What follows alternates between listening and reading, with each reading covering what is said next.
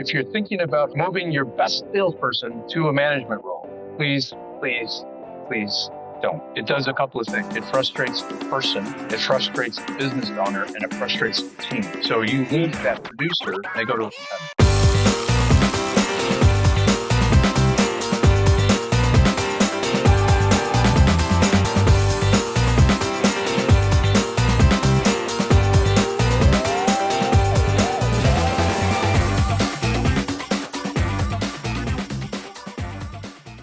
Welcome back to the Industrial Growth Institute podcast, where guests join me weekly to help unpack various aspects of revenue growth for industrial manufacturers.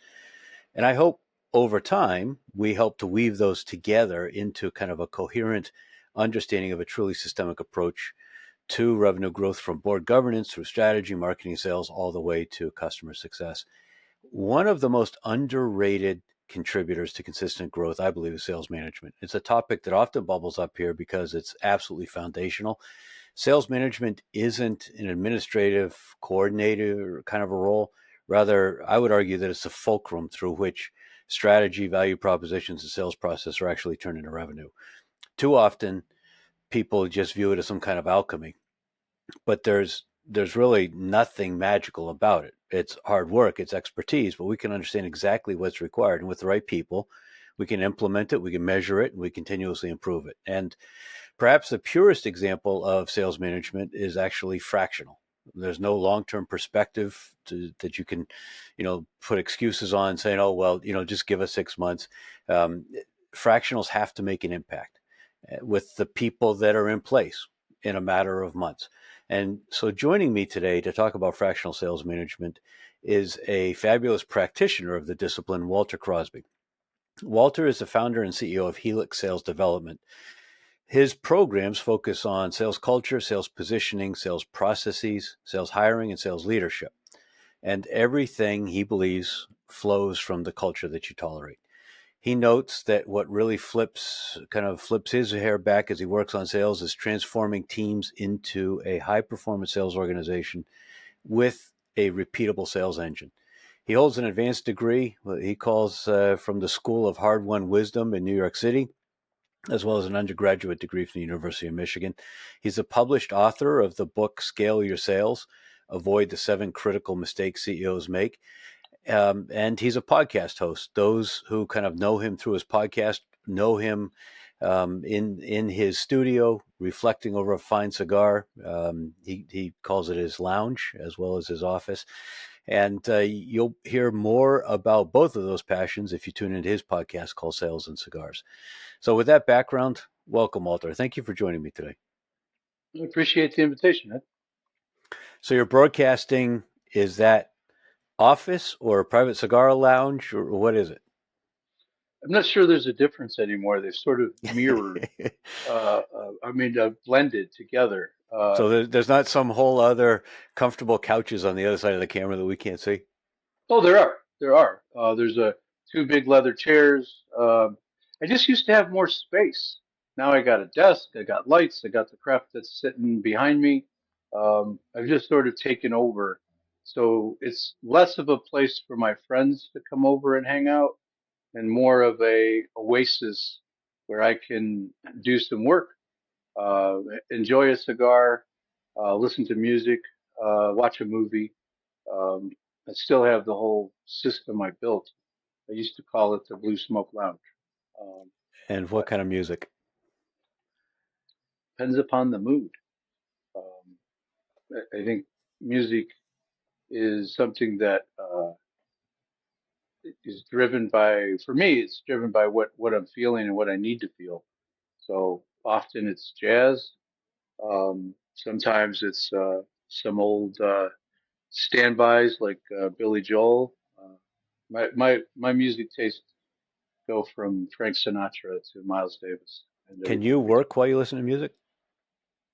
If I've got music going on and I'm doing heads down work, I'll listen to classical. Got it. Something that is not Tchaikovsky, but something that's a little bit more subtle and it can be in the background. Right. I can listen to jazz while I got heads down work too. You don't start thinking about the progressions and the improvisation and get distracted from your work? No, it occupies part of my brain that is listening to the music, and then I can somehow focus the other side of my brain on the task at hand. I wish I could I do don't. that. I'm envious of people that can listen to music while they work, and for me, it just does not work. It's I've heard that before. I get it. It's just I don't think I'm enjoying the music the way it was intended. Um, but it's still being processed, and my brain is engaged with it. Makes Um, sense. Speaking of enjoyment, you've got this cigar passion. How did you become such a cigar enthusiast? um, my wife would tell the story that one summer, many moons ago, I developed two bad habits: golf and cigars. So, did They you kind start of go smoking hand in cigars on the golf course? absolutely. Because I mean, they're a social thing, right? Right. You you enjoy them with friends. You enjoy them, um, when you're, golf is a sport, but it's not exactly football, Right. right? And sometimes it feels like that. But yeah, I'm usually with friends. I'm outdoors. There might be a cocktail involved if you're playing golf. You get all those things, that community aspect of it, and you get to enjoy it, and you have some space, right, to literally enjoy the cigar while you're thinking about your next bad shot. For anyone in the audience that happens to be familiar with cigars and interested, are you smoking one while we chat today? I wasn't sure if that was kosher or not, so Oh, of course it is. there's one That sitting close by. that's part of how you show up. So you're certainly welcome to if that's what you'd like to do. If you have one close by, would anyone recognize the type? What's your mood and what have you selected for today? I'm struggling with a Rocky Patel that's um, burning badly, which isn't the norm. Hmm. I know you don't know much about cigars, but it's a fairly popular cigar. But every once in a while, you get one that canoes, burns badly, and I've been struggling with that one for the last half hour. Well, I'm actually looking forward to this weekend. My youngest gets married, and that gives me an excuse to actually break out a box of cigars and enjoy one. I like you talk about. I love that social aspect of it, and so when I have a wedding and an occasion to enjoy one, particularly the special occasion of my son's wedding. So at his request, I bought Padron. What are they? 1926 or something like that. Ooh, Um, there's a nice box. yeah, so we're looking forward to that. The problem with that kind of a cigar, right? When you do a wedding, you kind of want to have some of those for the people who will appreciate it, Right. and then you want to give, the brick house, Right. or the more pedestrian cigar to the people that don't really understand nor appreciate a $25-$30 cigar.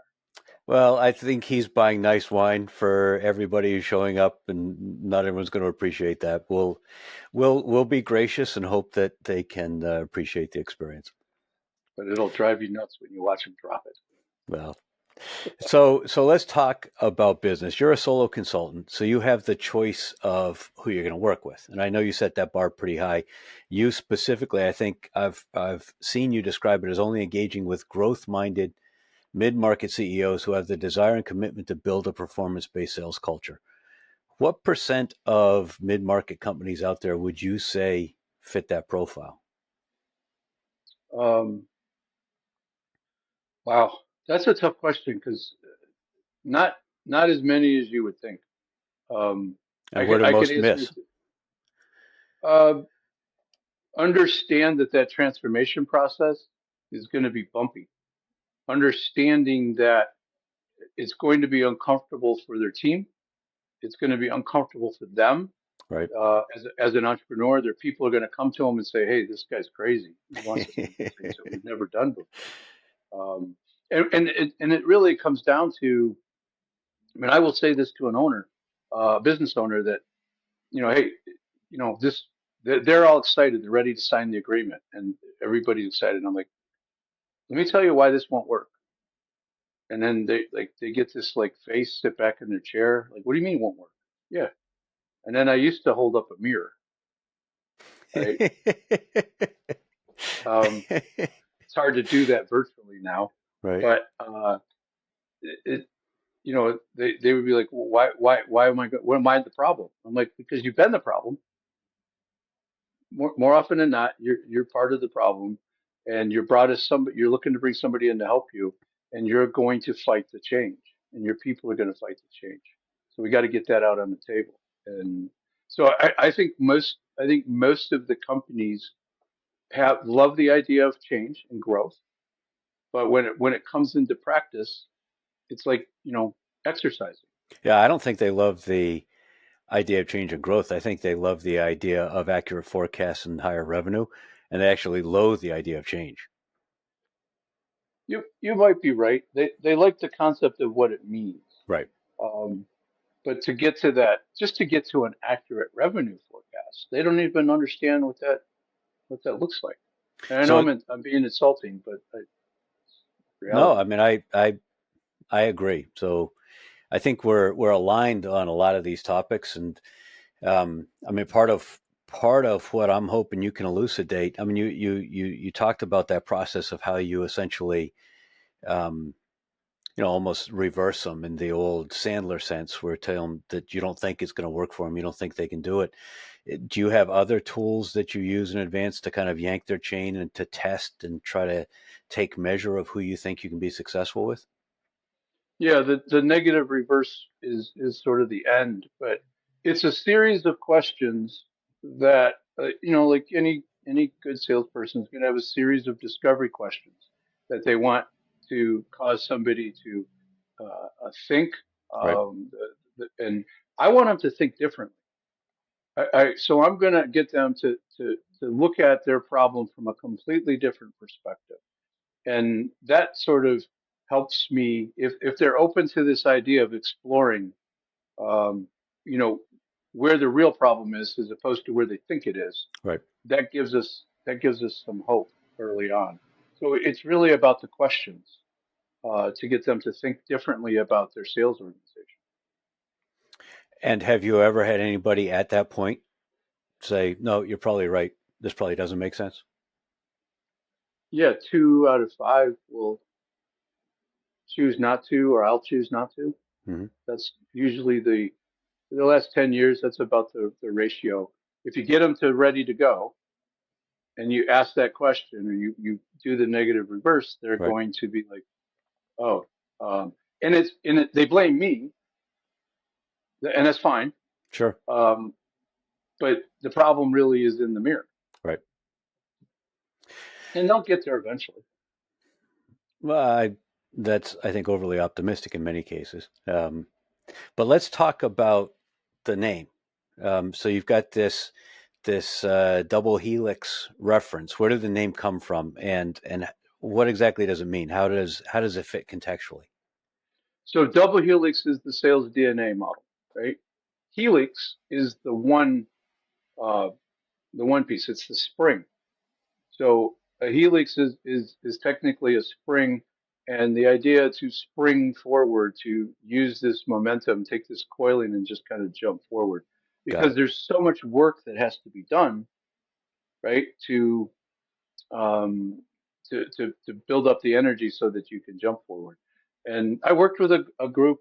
They were actually a client, and I said, they actually said to me when I started working with them, "Your logo sucks. It's awful." And I'm like, well, thank you. Um, and like, how did you get this? I'm like, it was $45 on Fiverr, right? And and it was called Blue Smoke Consulting, right?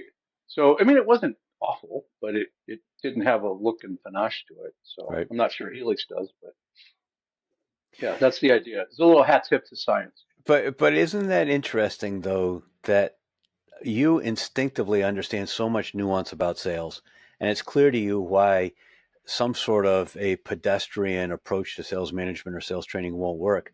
On the other hand, in this other aspect of your life, you went on Fiverr and paid $45 and got a logo, which somebody with more design and branding savvy would recognize, as a limitation. We're often limited by are what I guess we might call self-limiting assumptions, and that's particularly true in sales. Yeah, I don't know that it came naturally. I had to learn a lot of things, but uh, design and the branding aspect of it, it took me a while to realize that there was importance there. Right. And it's an impression. So my friends at Dexia, you've met you.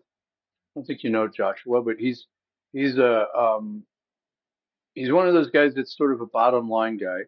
He's incredibly good salesperson, even though he doesn't think he is. But he's really clear about what it is that we're trying to do. He designed a business card for me that it's like will make an impression as Hmm. soon as you hand it to somebody, and it does. And the logo You still came use out of business that. cards like I do? Why not? Uh, Very few It's people different. seem to. Yeah, well, they want to slap phones and bump things and whatnot. And I'm like, just give me your card. Right. Well, we don't have cards, and my card is not paper. It's a polymer, Hmm. and it's thick. It actually can be used as a weapon. Comes in handy. Well, I guess. Well, um, Where I travel. I've heard you allude. You talked a little bit about how learning sales didn't come naturally to you. My guess is it probably did more so than you're letting on. But I've heard you allude to the frustration that you felt each time during your career that you were promoted into a new sales management role, and how there just wasn't training there, and that's kind of what prompted you to start your firm. But then, as I was preparing some thoughts for this conversation, it struck me we're from a similar generation, and I thought that back when we started, every company did have sales training. I thought it was only recently that they just kind of ignored the importance of that. Do you think it's always been that way, that only a few companies have emphasized it? I think there were ebbs and flows of sales training, but sales training, they've always focused on the individual producer and the salesperson. Okay. Um, and what, when I've done training for a company, sales training for a company, I'm like, okay, where's Bob? Well, Bob's a sales manager. Okay, like he should be here. How's he going to help these guys with everything if he's not here? Right. And they're like, well, he's a sales manager. He should know all this. Wow. No, no, go get Bob and have him come in. By the way, I charged you for Bob to be here, so it's up to you. But that's But that was an interesting that's their point. inclination. But you would include the sales manager right out of the gate with the group. I mean, I think there's a school of thought that says first we need to train the managers, because there's no point in training the group if the manager is not ready to execute. Do you ever train the sales manager first and separately? Well, that situation I described was early on, right? When Walter was just kind of a dumb entrepreneur, right, and didn't really understand every aspect of it. What I started with was wanting to help sales managers, right, give them coaching, help them understand how to create accountability, all of those important things.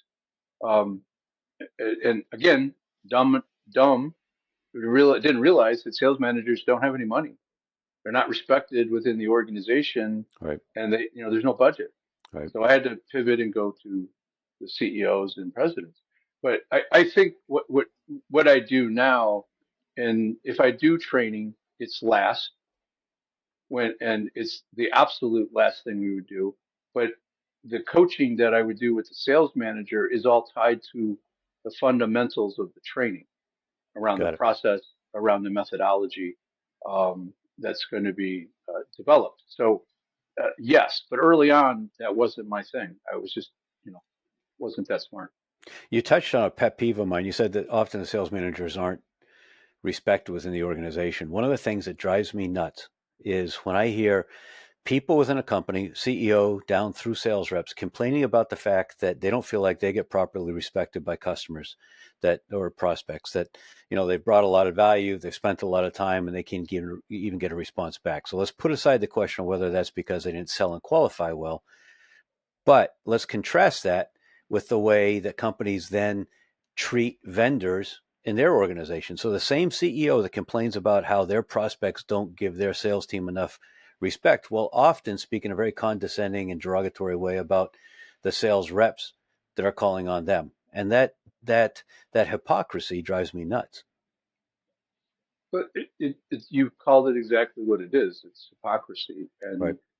and it's because at the core, this is my supposition that they don't really understand and respect what salespeople do. Um, and they don't understand that it's a slight edge business. They don't understand how hard it is to go. Like we have to go create something every day.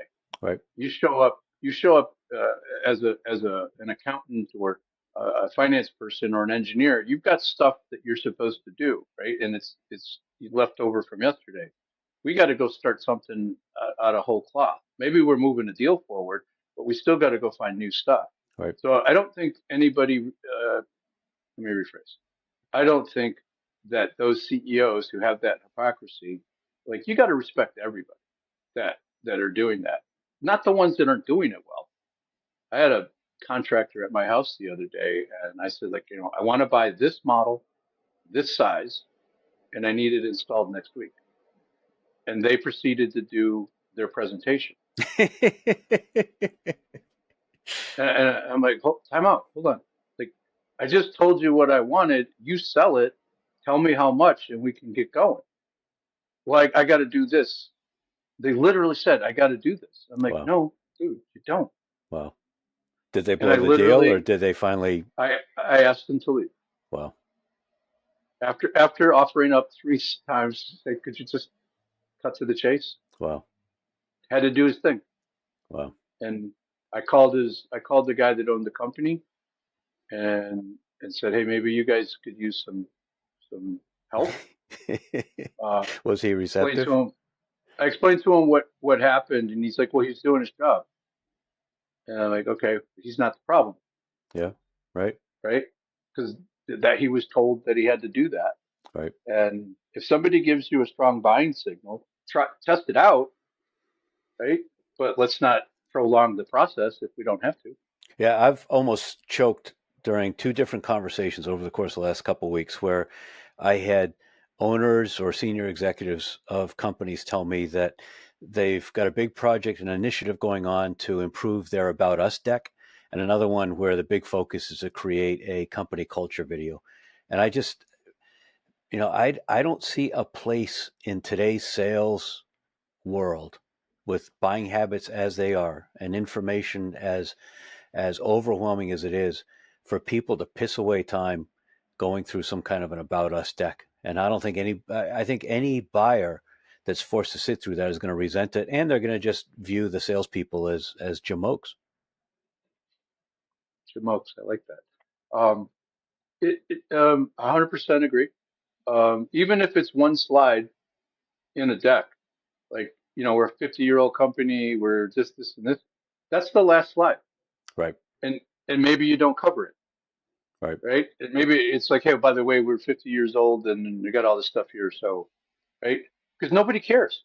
Right. I literally don't care. And it just makes you sound like every other vendor out there. All right. I got a bias that I have to admit up front as I ask this question. It's embedded in this question. But I believe that people who coach on complex sales, in other words, high consideration, long sales cycle, big ticket, large buying team kinds of transactions, need a substantial amount of business acumen, including familiarity with business finance. You ran a large sign business for many years. Do you have a sense of how your business experience supports your ability to train and help sales managers view this larger context in which they need to guide their team to winning deals? Without business acumen, without understanding how to read a P&L or an income statement, not detailed, Right. but just understanding, how do you talk about ROI? How do you do, and you have a great term you call sales math. How do you do that Right. if you don't understand how the numbers work, top line, bottom line, right, and all those important things in the middle? So it's not something that I teach. It's something I've thought about partnering with somebody on to bring them in to say, here's the P&L, here's how you look at this, what's important on this, and then how does this matter to a salesperson who's handling a complex deal? Because every one of those people, if there's three people on the committee, or there's three people that you have to sell to, who's making the decision? What do they care about? How can those other people say no? Right. And they all care about different things. Sometimes it's money, sometimes it's time, sometimes it's risk, right? So if you don't know that this guy cares about, all he cares about is time. I don't want to waste time teaching somebody something. I don't want to relearn something. Okay, we have to address that. And the guy over here wants to just mitigate the risk. He's just afraid. Okay, we gotta put our solution in that context. Right.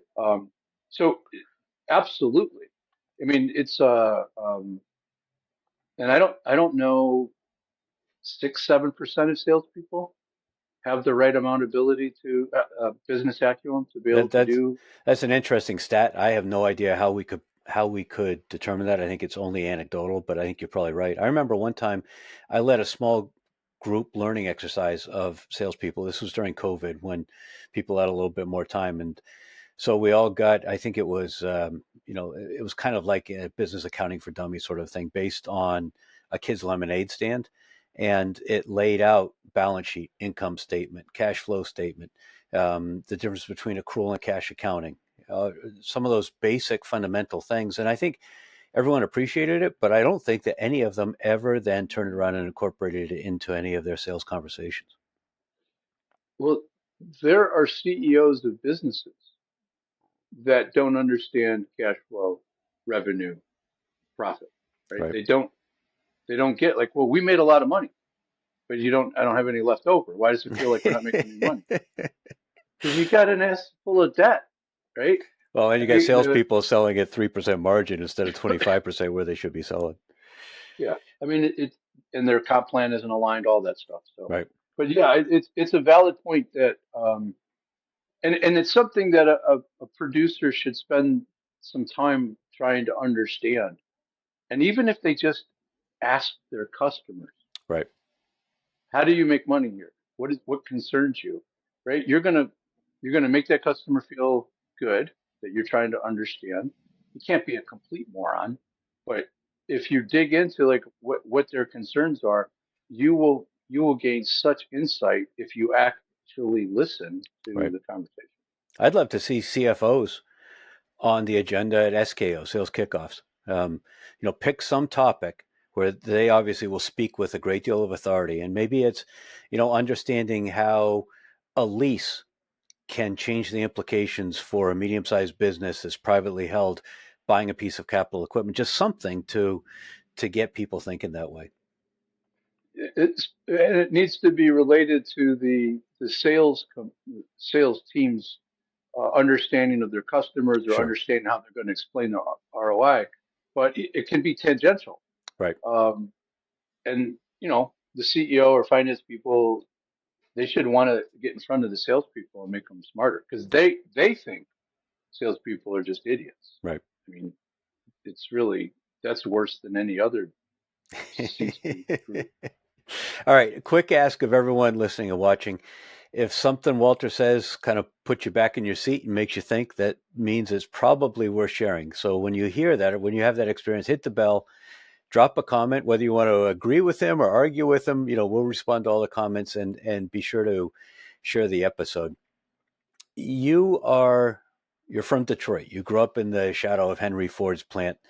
And it feels to me like there's a parallel between how the auto industry may have lost its way at one point, kind of making things for their own reasons as opposed to listening to buyers, and what's happening with many sales teams that think it's about them and their process. Like that story you said, well, this is our process, I got to do this, or their products, and not the buyer's outcomes. How can we help sellers shift their mindset so that the first thing they think about is how they impact their buyer's business?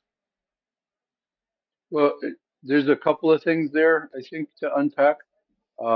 First is recognizing what we alluded to, that your prospects and your customers don't care about you or your company, right? I And would argue unless they don't even care about your product or service.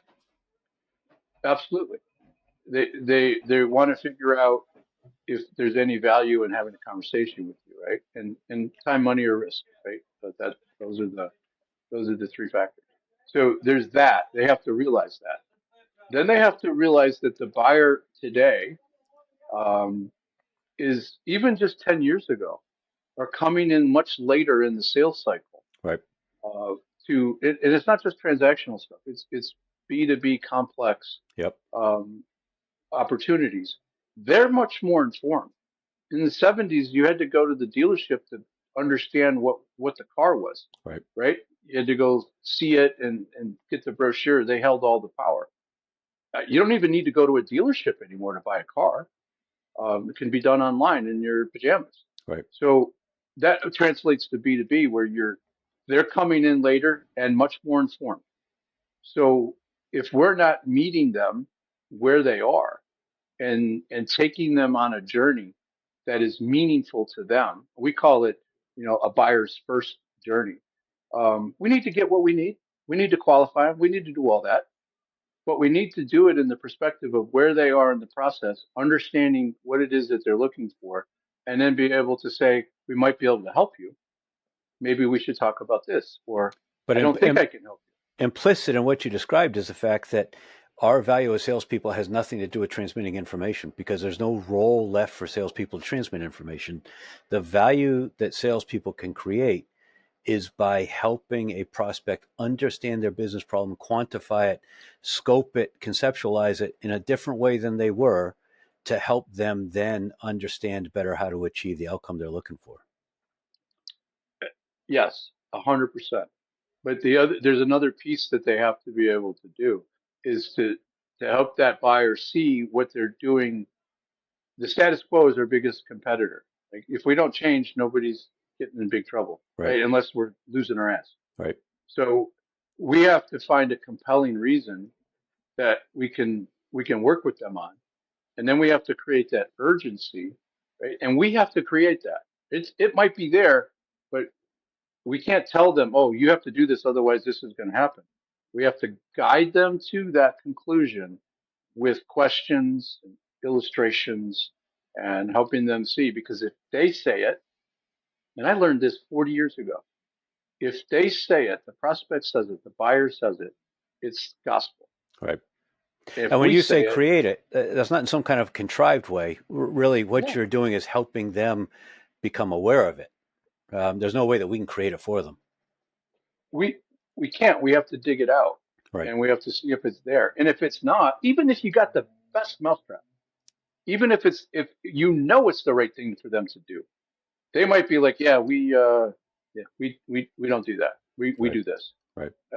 and it's frustrating, and you could poke in three different ways, but some people are just not a fit, and you have to be able to recognize that, because what's the most important thing in a salesperson's life?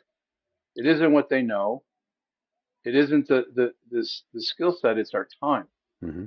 And if we're not leveraging our time with the right people, asking the right questions, we're not going to win. So you mean that deal where it's not a good fit shouldn't go in your forecast and always just be next month it's going to close, next month it's going to close? Yeah, I call that hope. Um, and hope isn't. I don't believe in Right. hope. I think we should be positive, but I think a positive mental attitude isn't going to get you where you want to go. Right. Right. I mean, we need to look at things from the right perspective, right? If the glass is half empty or half full, or somebody stole my glass, right? There's all of that. But in terms of our customers, we have to really dig in, sound different, act different, be super ethical, because that's important these days, because Sure. there's so much noise, so much crap going on. Right. It's just, it's crazy. So you got to rise above all of that. So speaking of all the crap going on, there's a lot of stress in business. What do you use to manage stress besides kicking back with a cigar? Um, it's a It's a combination of things depending upon where I'm at, what level is.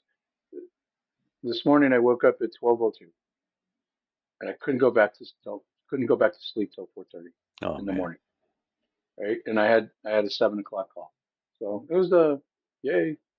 Um, so what causes that? I don't know. I'm just old, I think, and it's part of the deal. So I think there's that exercise that you have to be consistent with that kind of gets your body moving and there's some energy there. Right. And the way I exercise is walking, but it allows me to think. Hmm.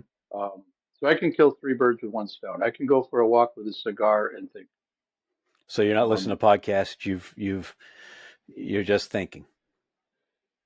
I'm thinking about an issue that um, I want to resolve, and it's usually a creative issue, Right. um, because then I'm distracted from mile two, mile three, Right. right? Um, Sometimes I'm listening to something if I really just want to free up and not do anything. I have a hard time sitting and doing nothing. Um, it seems like it's a waste of time, and I know that's not popular. Um, but I don't need to be doing something and working all the time. I just need to keep my mind engaged. Hmm. And where are you most engaged? Are you a morning person, evening person? When can you do your best creative work? My In an ideal situation, between 5 and 8 in the morning, that's when I write. That's when I solve those bigger problems. That's when I Assuming you get to sleep exercise. before 4:30. Yeah, there's that. All right, Um, let's do a speed round. Just give me kind of quick reactions. HR is nice people, but they absolutely can't hire super sales reps. they have no freaking idea what they're doing, sales rep. Only 20% of companies have a real sales process. I would think it's lower. If reps actually stop talking about their companies, themselves, their products and services, most wouldn't know what to say. Agreed. Role playing is the single most important element of sales management. It's part of coaching, but it is the most effective tool that we have. AI will replace sales reps because buyers would rather not talk to them. I'm sorry, I'm just laughing at the idea. Is that the response? Not in a complex sale. No, I have a client that's trying to do that now, and it's failing woefully. So transactionally, sure, but not for complex sales. CRM exists to help management be big brother and not to help reps. Yeah, that's bullshit. Every company should invest in sales playbooks. So you throw that one in just for me. Yeah. Uh, Well, now having said that, you got to give a little bit of context to your answer.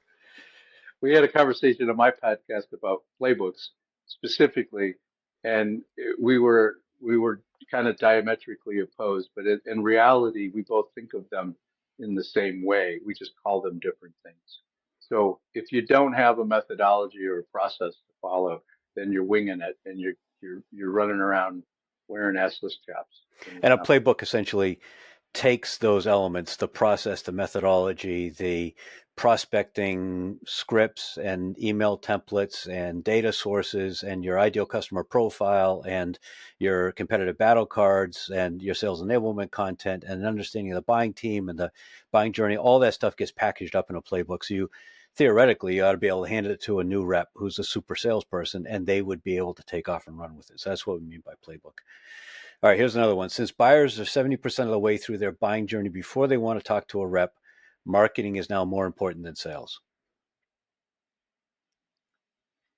Uh, I think they're still equally important, but what's become most important is congruency in the messaging. What do you mean by that? Marketing can't say X and salespeople come in and start talking about Y. Got it. There has to be a bridge. There has to be that same congruency there. If a sales rep doesn't creep you on LinkedIn before they show up for a sales interview with you, you shouldn't waste your time talking to them. I think that's kind of specific, but I don't think you should be creeped out if they've done a little research by it. The most insidious sales rep excuse is that the market slowed down. I think the worst one is price. We need to lower our price. I had a sales rep tell me one time. I was a sales manager, and the sales rep came in with a discounted deal, and I said, "Well, why'd you discount it?" Well, the word on the street is they're going to go bankrupt, and so this way we'll have a lower exposure. He had some business acumen.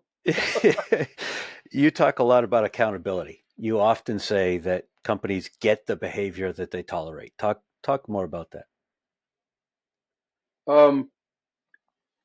Mediocrity, when it's accepted, it's the panacea of. I mean, you're going to kill your whole culture.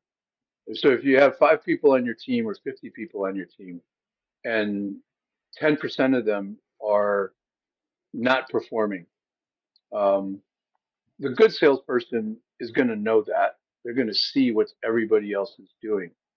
And it's not just the lack of performance, but if they're not putting in the effort, right? I think about it from a sales management perspective or as a producer. If somebody's putting in the effort and still missing the mark, we might be able to help them. The sales manager needs to coach them in a different way, find out where they're messing things up. But if they're not performing and we tolerate it, then we're part of the problem. We being the entrepreneur, the business owner, the CEO. I love the way that CRO. Frank Slootman, who recently retired, I think he was the CEO of Snowflake, the big software company.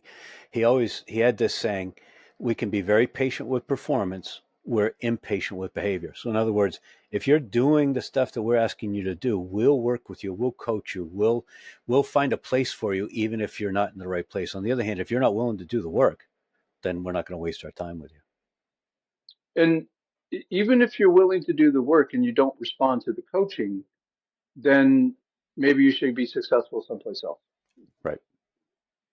I think you and I, people like us, are often perceived as just being kind of cantankerous old guys with some of our intolerance of excuses and our insistence on accountability. But I believe that strong performers in sales, in marketing, in any discipline appreciate coaching, and they appreciate management, and they appreciate accountability, and they largely hold themselves accountable, but they still like having structures. I don't think it's a generational thing. I think it's an individual thing. Am I wrong, or do we need to lower expectations for kind of rising generations on sales teams today? No, we don't. We don't change standards unless you're willing to accept less. In terms of the performance. So I'll explain it this way. I have a 24-year-old daughter who I've said, you could be ruling the world here pretty quick, much faster than I did. My generation, like, we're out there killing it. They were doing whatever it took. Your generation, not that they're lazy, but they have other priorities that they need to work into things. Right. So if you have a great work ethic and you show up, and you try and you listen, you're going to be head and shoulders above other people. Right. So if you put yourself in an organization who cares about performance, if you put yourself in an organization that rewards performance, then you will grow as an individual and as a professional, and you could move up the ladder if that's what you want to do. And so I don't think we want to change that. We have to change the way we talk to the generation. So it becomes very important to understand if somebody is extrinsically, intrinsically motivated. And then we have to understand their goals. And that's really the thing that I think sales leaders get wrong, that they talk about accountability, but to what? And if we haven't set the right expectation and explain to them why this matters to the individual, then we haven't done our job.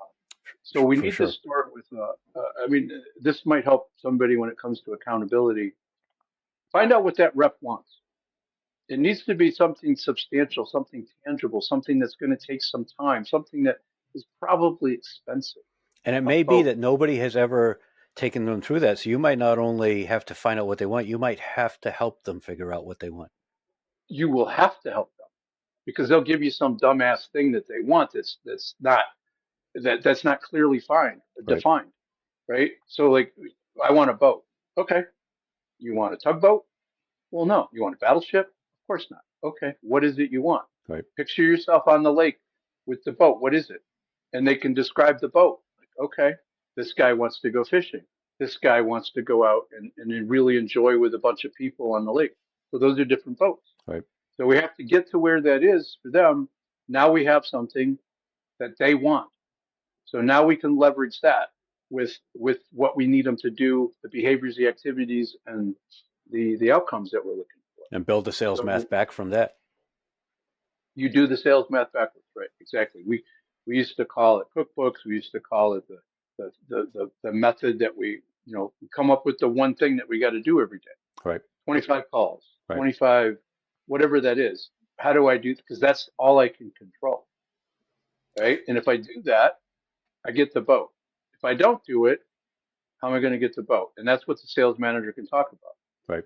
And accountability is really simple when you dial into what it is they want, because there's like we're really selling to our salespeople as a manager, as a Mm-hmm. leader, right? It's just a little more subtle. Right. Like, you want the boat. How are you going to get the boat if you don't do the thing that we talked about? I mean, you're not going to make the money, right? You're barely going to be able to make the note on the house. How are you going to like save the money to buy the $500,000 boat or $30,000 boat, depending upon what it is they want? So we may be traditional in our expectations around sales and salespeople, but you're quite contemporary in your marketing. You started your podcast years ago before they were a thing. You just published your 220th episode. You've got a 5.0 rating on Apple Podcast. I asked Perplexity about it, and what Perplexity told me was that Sales and Cigars is a business-focused podcast hosted by Walter Crosby, designed for sales professionals, entrepreneurs, and growth-minded individuals who want actionable strategies to boost sales performance. The show stands out for its relaxed conversational style, often featuring Crosby and his guests enjoying a cigar and occasionally a dry rye Manhattan while discussing real-world sales challenges and solutions. Walter Crosby, the host, is known for his approachable demeanor and deep expertise in sales strategy. What prompted you to start the podcast? You want the real story? No, I want you to lie like a prospect. No, tell me the real story. I was in Florida with a buddy, guy that I took sales training with 40 years ago. We were halfway through a bottle of bourbon and on our third cigar, sitting outside in Florida. And he said, we should be recording this because we're hilarious. And I'm like, Greg, I don't think we're as funny as you think think we are. He goes, no, we're hilarious. We should be doing this and recording it and showing it to people. Like, okay. So, dialed back a little bit on the bourbon and we sobered up, and I'm like, are you serious about the podcast thing? Because that's where it went. And he's like, yeah, we should do that. So he was he was a great friend, and he's done this to me lots of times. He comes up with a great idea, like whether that be finishing my basement and helping me get it started and then leaving. Right. He did that with the podcasting. Like he's never even been a guest on the podcast, but he's the reason for it. Right. He was the piece of it. It's a lot of work, as you know. But my criteria is really about, I need to have fun and learn something. We need to add value for the audience. Like, we got to give them value. And then for the guest, we got to give them an opportunity to sound smart or dumb, depending upon who they are. Right. And that's what it's morphed over the years to kind of, become what it is. But if I'm if I'm not having fun with something, then I don't want to do it, especially when it's this much work. You often ask your And, guests, sorry, go ahead. and you work harder at it than I do. Like you prepared for this. Like you're asking me questions that like you've thought about. Um, I don't do that. I Well, mean, we have good conversations, but you did research. I don't do research. well, one of the bits of research or I guess thinking that you expect of your guests is to be prepared to respond to a question that you always ask: what book they gift to others. So, what book is meaningful enough to them or they think is important enough that they, buy a bunch and hand them out to people. So, my turn to ask you, what book do you gift to others? Besides mine. So what I recommend to people or give people, there's one of two things.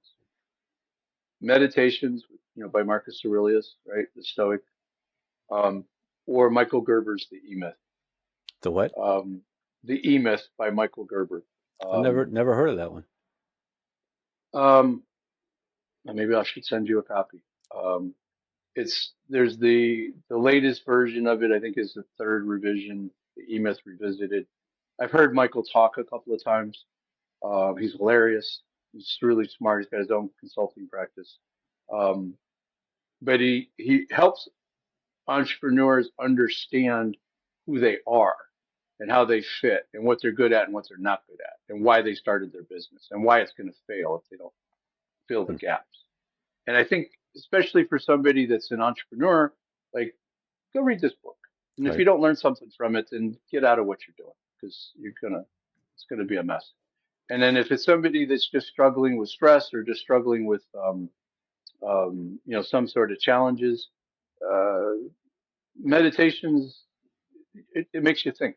Hmm. Um, and paying attention to that and realizing that we're all going to die and none of this matters. Um, you can sum it up with some Churchill and Mark Twain quotes about, I thought I had a lot of problems in my life and then really they never really came to pass. Right. Because none of it really matters at the end of the day. But in the moment, holy crap, we're grinding our teeth on it. So Do you ask sales candidates when you're interviewing them about what they've read recently? the question I usually ask in one form or the other is in the last 6 to 12 months, what have you done to invest in your professional career? And I don't care if they've read 2 books. What are the books, Right. right? And then they give me a name of a book, and I'm like, okay, what did you learn from that? And I get humming. Right. Okay, Right. right. Then we know that it was just give them credit for knowing the name of a book, but that's it. Who's the best Um, sales trainer you ever had? a pure trainer is Jerry Weinberg. And what made him He's so good? he never gave up, coached his ass off. If you were willing to do the work, like he never lets you off the hook. Um, and he's still a mentor. I mean, I can call him up this afternoon and say, Jerry, like, this is what happened. He goes, you know what's wrong. You know what you did, right? And he's usually right because it's usually something I did. Right. And I think the other one that I think has a lot of impact in a different way is Curlin. Um, mental toughness from him, right? People call us curmudgeons, right?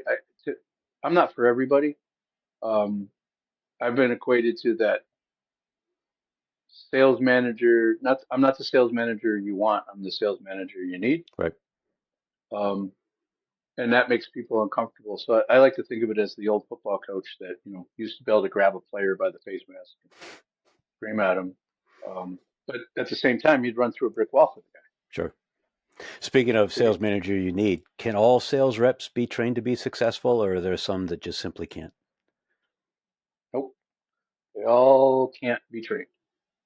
I mean, you can waste money, you can put in a lot of time, But like that's why I say it's the last thing that we do.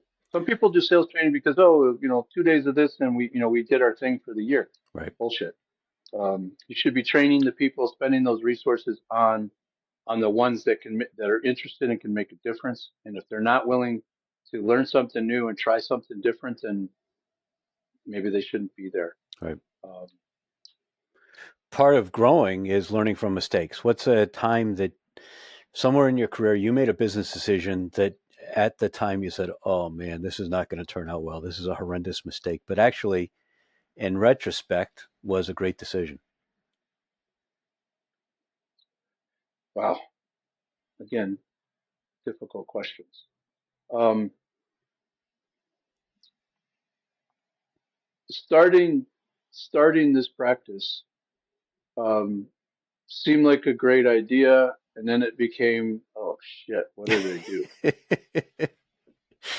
Right? Because you don't have a boss. You got 10 or 15, depending upon how many clients you're dancing with. Do I have the wherewithal to deal with all of these people and all the other stuff that you need to be able to do, right? Which is what Gerber talks about in that book. So it I got clients quickly, and then I had this realization: is this really what I want? And it turned out, yes, it was. But I had that doubt, right? And we talked about this the other day, and I brought this up in conversations with other people. The thing that you said, I brought it up with my daughter the other day, and it was very impactful. And I really should thank you. But do you have any sense of what it was the other day when we were talking? I don't. And Sometimes, we didn't even have a half bottle of bourbon. no, you can sound smart early in the morning without the bourbon. Um, it's that the universe, or whatever we want to call it, challenges us, and those are the moments that we need to go through that challenge, Right. because on the other side of it is really what we're looking for. That's what Um, Pressfield calls the resistance. When he writes in the War of Art and Turning Pro, he always comes back to this point: the resistance. And when the resistance is reaching its peak, most people will pussy out. But if you have the perspective and can recognize that the intensity of that resistance is a reflection of how close you are to some sort of a breakthrough, then it can actually become motivating.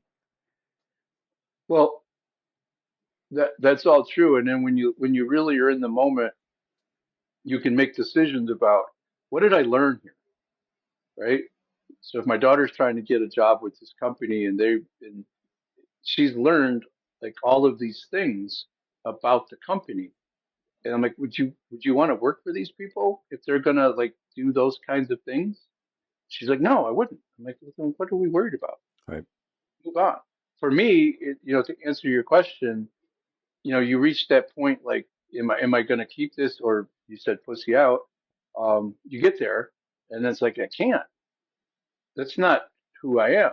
Right. And then you keep going, and you figure it out. And now I'm unemployable. I But couldn't go that's work for okay somebody. because you're doing really well. And so that brings us to fractional sales management.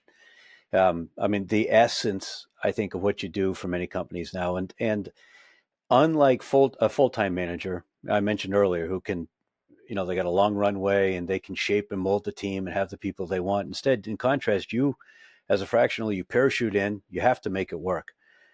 I will admit, I've always thought of a sales management job as being a 60-hour-a-week thing. And so I've always been skeptical of fractionals. Convince me why I'm wrong. Well, you're not wrong in many situations. Um, So how do you make it work? well, I have to have the right situation, and I have to get the client to understand that you think your problem is here, and yeah, you need sales management because you don't know what the hell you're doing. But that's one piece of it. You have these two other problems over here, and that has to be corrected. So you can do both, right? So what it does for me is it opens up to fix the other underlying problem. And do you typically And tackle those in parallel, or does it become a sequential thing and the engagement becomes longer? depends upon how screwed up it is. But most of the time, I can get in, and because you have to build that rapport with the team, Right. you have to build that. I'm going to advocate for you if you're going to do your work. If you're not going to do the work, I'm not advocating. I will do the opposite. And you got to be really straightforward and transparent, and call people out. Mm-hmm. So, and you got to do that fast. And sometimes the client can help you, and sometimes the client gets in the way. I had a client one time. He's like, I got there, and he's like, I got the team in the room, conference room. Like, all right, what do you want to do? He's like, I'm just going to go in and introduce you. I'm like, terrific. So he sits at one end of the table. I sit at the other. There's 6 people sitting around the table, and he looks at him, and he's like, he's your new boss, and got up and walked away. And that's all he said. He didn't even give him my name, and he left. And I looked around the room, and they're all like got big eyes, and I'm like, man, what do you think that meant? Well, at least you got out of your way so you could do your thing. Yes, yes. And then other people don't. Right. So there's some foundational things that need to be in place that for it to work. And if I don't bring those up and hold firm on those, then the fractional deal is a waste of time. Because the fractional piece, I'm doing 2 things most of the time: accountability and coaching. And I want that CEO or that business owner to feel what good sales management looks like and feels like. I want them to feel it. And I want them to know, like, hey, this is the problem. How do you know it's a problem? Well, because of the data over here, because of this. So if they don't have some of the fundamentals in place, we got to start there. But even if it's about 60%, then I can say this is going to take longer, but here's what we're going to do. And I give them a roadmap. But I got to be in there to be able to do that. So what's a typical engagement look like? Are you stepping in where a sales manager got fired, or is this a company that's grown organically that suddenly realizes they need somebody? Are you there for a quarter? Are you there for a year? Give me just kind of a general typical arrangement. I need 3 to 6 month run Okay. to have any real serious impact. And I need to be working towards replacing me, right? So we're going to put the pieces in place so that when we get to the point where it's like, guys, this is where I can exit. So let's take another month or 2 and find my replacement. I'll help you do it, but now you don't have to. You can hire a sales manager who isn't that has to invent the wheel. Right. They're the ones that can execute. Right. Right? Because they have to just do this process. They have to do this accountability because we're already doing it. Now we just got to get them to do it. Is a So month then or there's two? that. Sorry, go ahead. It's defining what that looks like. So, I tell them it's going to take a couple of months to find a sales manager. It might take longer. It just depends on how hard we want to get there. But then, I'm going to need to be there to get that person up to speed and train them because you don't know what you're doing to train them. Right. So we onboard the new sales manager and I'm out. That's my goal. But I've got one client that won't let me go. How many clients do you typically work with at a time? From a fractional point of view, I try to limit it to 3. And then there's other ancillary things going on that I'm doing, other things, helping people hire people and, dealing with process stuff and then coaching programs. Got it. But you're also limited to the size of the team. If you have a team that is 9, 10, 11, 12 salespeople, that becomes a little unwieldy for a fractional situation, right? So then those are really short. Like, let's get in, let me understand where the problems are, let me help you get some of those fixed, but we need to immediately start looking for a salesman. But you raise an interesting, elevated one.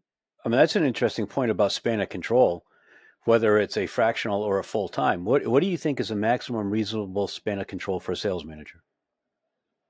10 to 12 per reps per sales manager if they're good. Wow. If they're not really good, then you're really looking at 5 or 6 at a clip. I But that sales manager needs help and support from somebody. I'd say even if they're good, 5, 6, 7 at most. I'm amazed. We'll have to have that conversation someday about how a sales manager can really successfully run 12 people. Let's talk about micromanagement. I think that a great sales manager could often be perceived as a micromanager because the details matter. I mean, the details are critical, but there's this stigma against micromanagement. And I sometimes try to think of it differently with an analogy. Maybe if we're talking a great sales rep is actually like a professional athlete. Professional athletes have coaches and advisors for every aspect of their game, and they drill down in excruciating detail, and they mind screw it, and they watch films, and they practice, and they rehearse, and they do walkthroughs and run throughs and all of that kind of thing. And they may not like it, but they embrace it because they know it makes them better. Where do you come down on this continuum between micromanagement and giving people latitude to do their own thing? Well, what you were describing about the athletes, you're talking about the 1% of the 1%. Mm-hmm. The Michael Jordans, the Jerry Rice, right? Those guys worked their craft and they worked harder than anybody else. And then they were a coach on the court and a coach in the locker room. That's not what we deal with on a regular basis in sales. So I like to think of it as closely managed, where we have defined expectations. There's no guesswork. You said you were going to do it. Why aren't you doing it? Well, this happened and that. Like, oh, no. You said you were going to do it. Right? Life happens. I get it, but you didn't. You didn't even come close. Right. Unacceptable.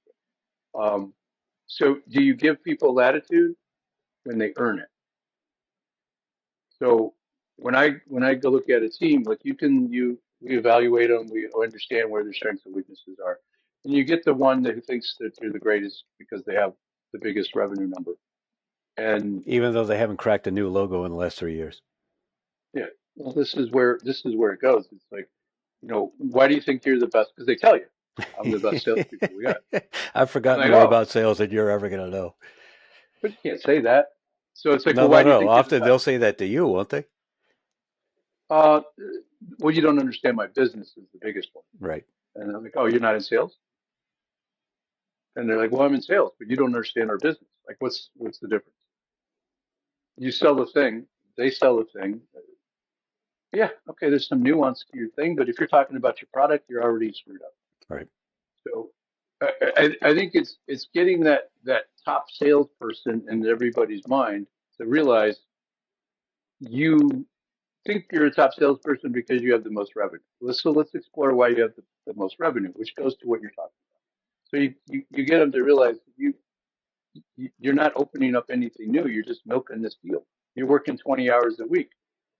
Okay. If that's okay with you and it's okay with the guy signing the checks, all right, it's not okay with me. Right. You're not going to get much of my time. But the person over here that's growing by 150% the last 2 years and they're opening, there's growth and they're grabbing share of wallet, that's who I'm going to migrate to. I've actually kicked those people that we're talking about out of programs. Like, everything. Sheila, you have it all figured out. Yeah, you don't know what I'm doing. There's the door. Right. Yeah, you don't need that cancer infecting everyone else. And then you look at the rest of the crews. Like, anybody else want to go? Right. Because you don't come back. You don't come back in. We're both big believers in process and systems, and you've actually recently been working on a huge initiative. You've created a sales system that in many ways parallels the popular EOS business management system that many companies follow. Tell us a little bit about that. Well, I'm going to probably piss off people, which is sort of my thing. EOS is a great operating system for a business that's trying to scale. They have great ways to define who you are, what your vision is, to talk about your people, right? Talk about process and scorecard. It's all great. they're missing a piece for the sales organization to be able to integrate that in. This is my belief, and because I've worked with enough EOS companies running EOS. So I think the sales team is on the outside looking in because they don't really fit into this model because EOS looks inward and our customers are out there. So we got to go out. So how do we flip that to treat the salespeople within the EOS model, but talk about it differently? So if somebody's the right seat, the right person, the right seat, how do you know? It's not just, by feel. Most departments have a process and a system. Right. Sales departments don't have a system and process that's clearly defined, and if it is, they're not following. So we have to get that to be translated into their process part. We have to get the people part defined. What are their strengths? What are their weaknesses? How do they talk about it? GWC. Do they get it, want it, and you kind of have the capacity for it? So we can help them understand whether that's really the case with data. So it's not that EOS is bad. It's just that it doesn't really integrate the sales organization. So Well, yeah, we but have by this. definition, it's scoped as business management. And so, in terms of operations and production and the big rocks and all that kind of stuff, the visionary and the integrator, that all makes sense. As you say, it's kind of rather inward focused as opposed to the sales. But this is a really neat idea that you have that you can bring, you can overlay that kind of way of thinking about things on top of sales, and then you're speaking the same language across the organization. That's, I think, brilliant. But you have to integrate it, and you have to be able to adjust the salespeople's the information you're gathering, how they go about it, so that it fits into the EOS model. Right. And you need to fall into the L10. You need to digest things, and it's a little bit more. Salespeople are weird.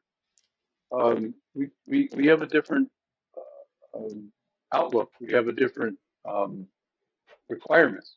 So it needs to be tweaked. And we've rolled it out with a couple of companies, sort of test it. And when somebody's open to the idea that EOS has some gaps that we can fill in and integrate, it works. If they're like, hey, we got this figured out, we know what we're doing.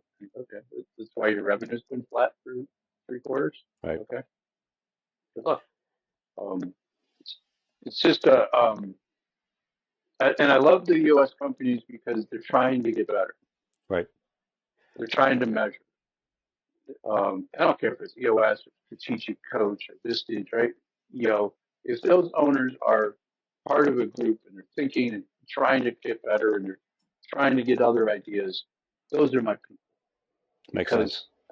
You're halfway to where you need to go because they Right. already are trying to work with somebody like us. All right, let's shift gears quickly to AI. There's a lot of talk about AI training sales reps, coaching sales reps. Is that feasible? I wrote this the other day in my newsletter. AI it's become a toolbox instead of a tool. It's become more diverse. So the tool is in the toolbox. You got to know which tool to use, and you have to know how to use it. Like a hammer is not going to fix everything. It feels good sometimes to beat the crap out of something, but it doesn't fix the problem. So I think there are tools there that you can use with artificial intelligence. You have to humanize it. So there's lots of tools that will listen to calls and analyze it. There's tools that will capture information from meetings. That's all AI. AI's been around for decades. Right. It's just become now the social media is like, oh my God, it's going to take over the world. It's not there yet. If we don't humanize it, I can read posts on LinkedIn. I'm sure you can. That like, oh, that was ChatGPT, and look how they use all the same language and how it doesn't really flow properly. Right. You can tell. But you got it's good for it's good to get you to a certain point, but you've got to go human. And you got to pick it for the right tool for what it is. It's not going to solve everything. It's not the solution for it. So I think your answer is that AI for the foreseeable future will not be a satisfactory sales trainer or sales coach. It'll be part of it. It is not the end all. You can't just give it to AI and hope for the best. All right.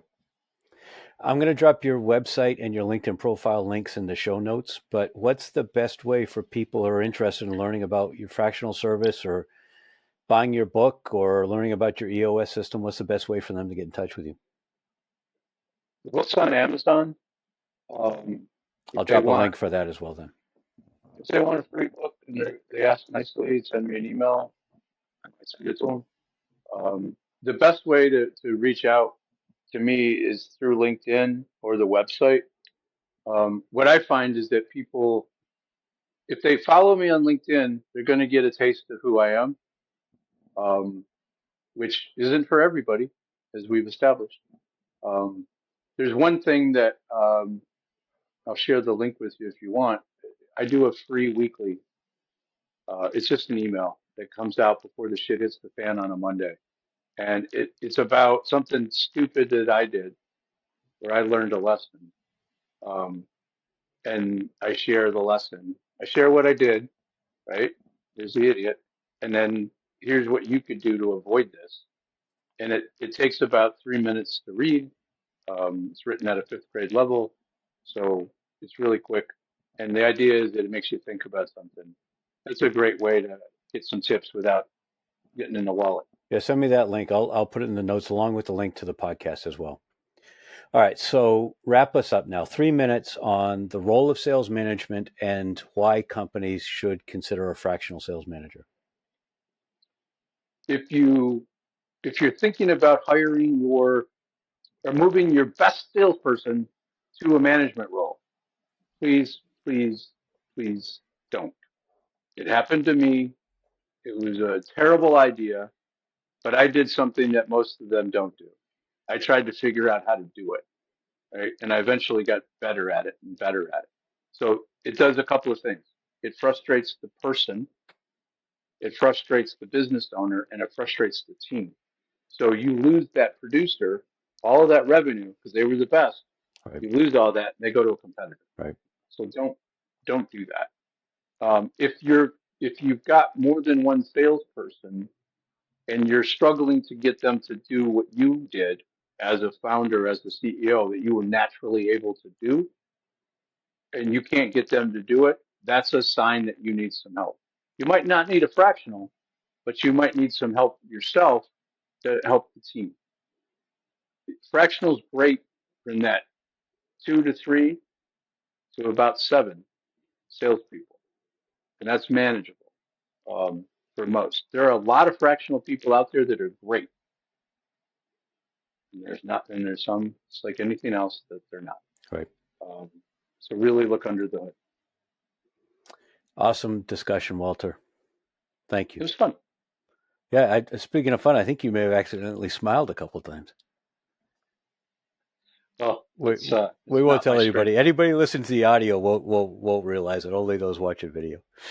So my ask for everyone listening and watching: guests invest, material time in coming on to share their insights. So please like and share and comment on the episode. Subscribe to the podcast, and thank you very much for joining me and insightful guests like Walter each week on the Industrial Growth Institute podcast.